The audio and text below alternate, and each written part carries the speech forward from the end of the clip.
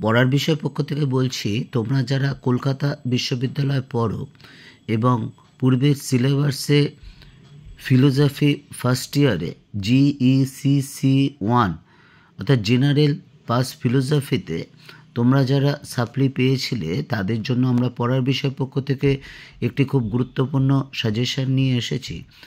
এই প্রশ্ন কয়েকটি পড়ে গেলে তোমরা কিন্তু পরীক্ষায় অবশ্যই কমন পাবে। তোমরা যে কোনো কারণেই হোক, হয় বুঝতে অসুবিধা হয়েছিল বা যে কোনো কারণেই হোক না কেন, বা পড়নি, যে কোনো কারণেই হোক না কেন, তোমরা হয়তো ফিলোজফিতে সাপ্লি পেয়েছিলে, অর্থাৎ গ্র্যাজুয়েশনও অনেকের কমপ্লিট হয়ে গেছে, অর্থাৎ থার্ড ইয়ার করে ফেলেছে, কিন্তু গ্র্যাজুয়েশনের সার্টিফিকেট পাওনি, অর্থাৎ গ্র্যাজুয়েশন পাস করোনি। তাদের জন্য আমরা পড়ার বিষয় পক্ষ থেকে এই ফিলোজফি ফার্স্ট পেপারের অর্থাৎ CC1 সাজেশান নিয়ে এসেছি। এই সাজেশানগুলো একটু দেখে যেও, ভালো করে পড়ে যেও, তাহলে তোমরা আশা করি তোমরা পরীক্ষায় অবশ্যই কমন পাবে। কী পরিপ্রেক্ষিতে বলছি যে কমন পাবে? দীর্ঘ 23-24 বছর শিক্ষকতার অভিজ্ঞতা এবং আমি যে পূর্বের সাজেশান করেছি সেই সাজেশানগুলোর সাথে একটু কোশ্চেনগুলো মিলিয়ে দেখো যে কি পরিমাণে কমন এসেছে। তা যাই হোক, কথা না বাড়িয়ে চলো শুরু করি। তোমরা জানো যে ফিলোজফি যে GECC1 অর্থাৎ জেনারেল ফিলোজফির যে মার্কস ডিভিশন থাকবে সেটা হচ্ছে এরকম: 1 নম্বরে 10টা কোশ্চেন থাকবে MCQ 10 নম্বর, 5 নম্বরের 8টা কোশ্চেন থাকবে, 5টা লিখতে হবে 25 নম্বর, 15 নম্বরে 4টে কোশ্চেন থাকবে, 2টো কোশ্চেন লিখতে হবে 30 নম্বর, অর্থাৎ এই 65 নম্বরের তোমরা কিন্তু লিখিত পরীক্ষা দেবে। তা চলো এবার আমরা সাজেশনটা শুরু করি। দেখো, প্রথমে আমরা 15 নম্বরের সাজেশান দিচ্ছি, যেটা তোমার 4টে কোশ্চেন থাকবে, 2টো কোশ্চেন লিখতে হবে। এই কয়েকটি প্রশ্ন পড়লে আশা করি তোমরা 2টো অবশ্যই কমন পাবে। প্রথম প্রশ্নটা এটা ধরে নাও 99.99% আসবেই। চার্বাকরা কোন কোন যুক্তিতে অনুমানের প্রমাণ খণ্ডন করেছেন এবং ইহা কতদূর গ্রহণযোগ্য আলোচনা করো। 2 নম্বর প্রশ্ন দেখো, ব্যাপ্তি সংজ্ঞা দাও, ব্যাপ্তিগ্রহ কীভাবে হয় উদাহরণসহ আলোচনা করো। 3 নম্বর কোশ্চেন, অভাব কাকে বলে, অভাবের প্রকারভেদগুলি দৃষ্টান্তের সাহায্যে ব্যাখ্যা দাও। 4 নম্বর, প্রত্যক্ষই একমাত্র প্রমাণ, এই মতের সমর্থনে চার্বাকগণ যে যুক্তি দিয়েছেন তা কতদূর গ্রহণযোগ্য আলোচনা করো। 5 নম্বর, অদ্বৈত দর্শন অনুসারে ব্রহ্মের স্বরূপ ব্যাখ্যা করো। শঙ্করের মত অনুসারে জীব ও ব্রহ্মের সম্পর্ক লেখো। 6 নম্বর, মায়া ও অজ্ঞানের স্বরূপ বিষয়ে অদ্বৈত বেদান্ত মত বিস্তারিত আলোচনা করো।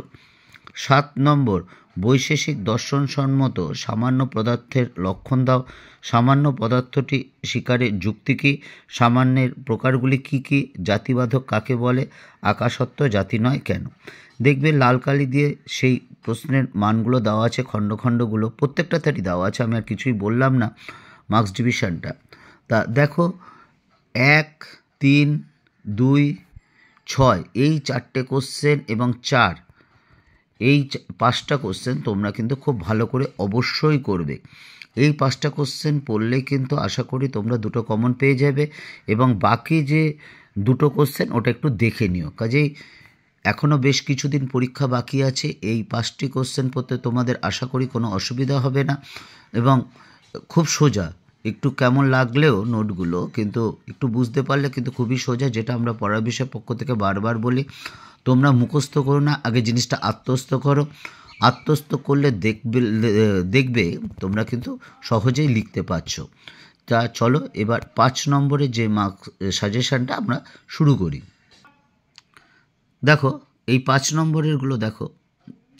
প্রথম প্রশ্নটা হলো, চার্বাকরা কেন শব্দকে প্রমাণ বলে স্বীকার করেন? এটা খুব গুরুত্বপূর্ণ প্রশ্ন। এবার 2 নম্বর, পঞ্চবয়বী ন্যায় কাকে বলে, পঞ্চবয়বী ন্যায়ের 5টি অবয়ব কী কী। 3 নম্বর কোশ্চেন, নির্বিকল্প ও সর্বিকল্পের মধ্যে পার্থক্য দেখাও। 4 নম্বর, অদ্বৈত বেদান্ত মতে সগুণ ব্রহ্মের নামান্তর কী, ব্রহ্মের তটস্থ লক্ষণ বলতে কী বোঝো। 5 নম্বর, ন্যায় মতে কয় প্রকার লৌকিক সন্নিকর্ষ স্বীকৃত হয়েছে উদাহরণসহ ব্যাখ্যা করো।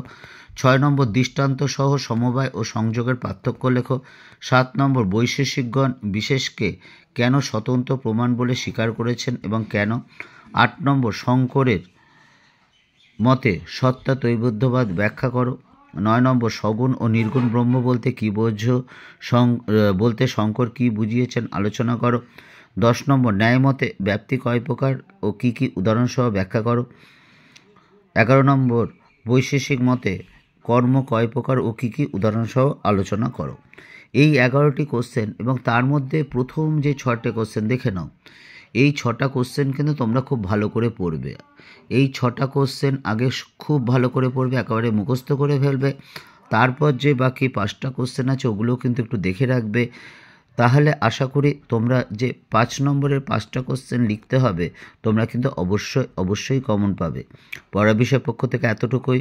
অগ্রিম শুভেচ্ছা রইল। যে কোনো কারণেই হোক না কেন তোমরা ফার্স্ট সেমিস্টারে পূর্বের সিলেবাসে যে ফিলোসফিতে সাপ্লি পেলেও তোমরা নিজের উপর বিশ্বাস রাখো। এই কটা কোশ্চেন করলেই কিন্তু তোমরা কিন্তু পরীক্ষায় অবশ্যই পাশ করবে এবং এটা নিয়ে চিন্তা নেই। এই কয়টা মাত্র পড়ে যাও। অগ্রিম শুভেচ্ছা রইল পড়ার বিষয় পক্ষ থেকে। শুধু যে তোমরা এই ফিলোসফিতে পাশ করবে তা নয়, সমগ্র রেজাল্ট ভালো হবে তোমাদের। নিজের উপর বিশ্বাস রাখো এবং তুমি জীবনে সফল হবেই।